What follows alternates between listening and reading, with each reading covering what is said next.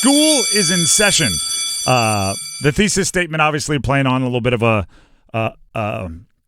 theme of school, class, college. Oh, college sports. It is the portion of the day where I make a thesis statement. I make a take. It has to be involving college sports, the sports that we cover, the universities that we cover, and then I do my best to defend my thesis statement.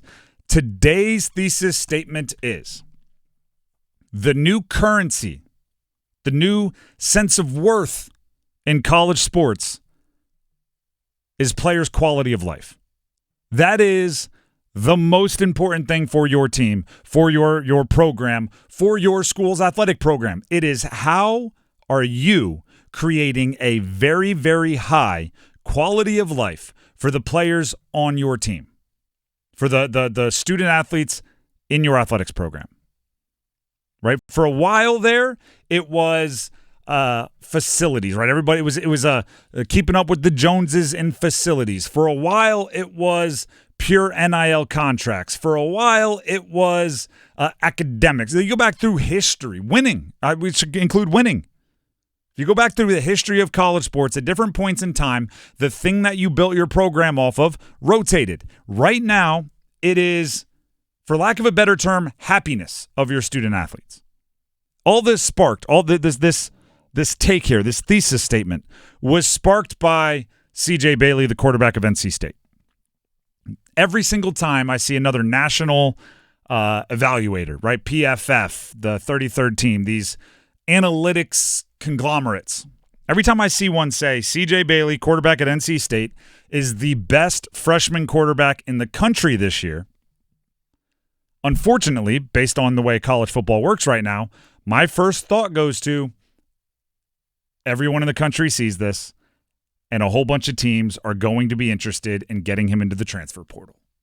And NC State is going to have to re-recruit him and win again in the recruiting battle in order to keep C.J. Bailey on campus because he has increased his value a bunch. And then you start, sometimes the thought ends there. Sometimes I'm then distracted. Let's watch basketball. Sometimes you linger and you start to go to, well, he played at a powerhouse Florida high school with Jeremiah Smith. Jeremiah Smith is the number 1 wide receiver for Ohio State, or number 2, depending on how you like Igbuka. He's a stud wide receiver for Ohio State. Ohio State's Will Howard, upperclassman veteran, not going to be around next year. That's the quarterback.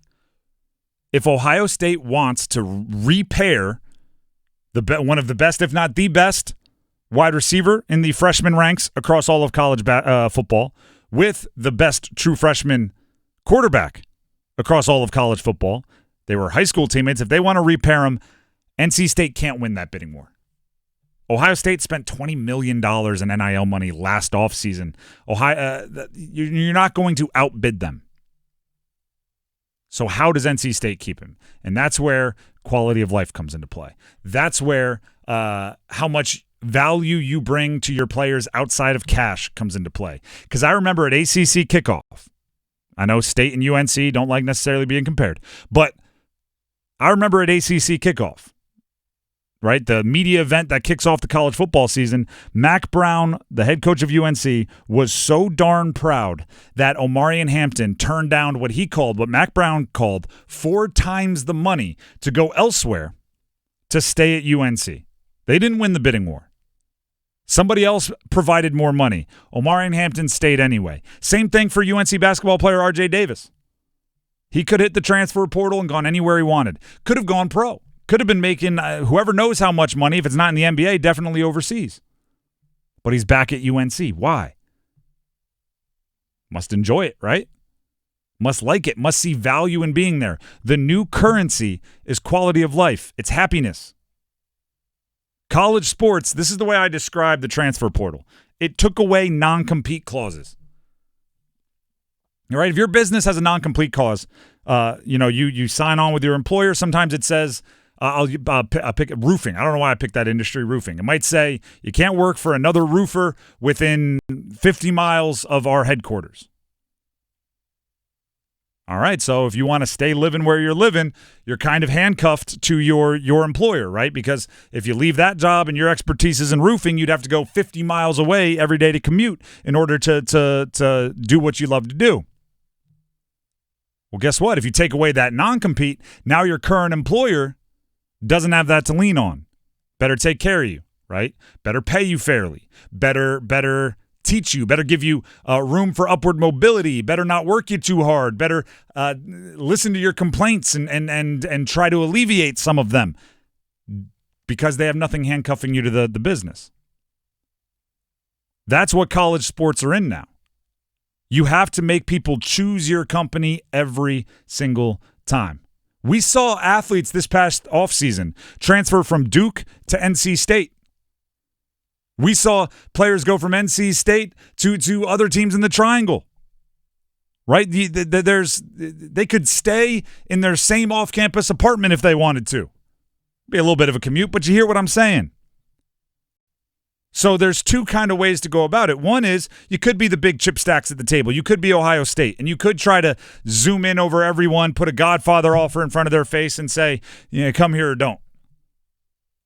Or you can make it fun. You can make it valuable. You can improve the quality of overall life. Winning is fun. Getting better and improving is valuable. Making you more of an NFL prospect is valuable. Surrounding yourself with people you like is worthwhile.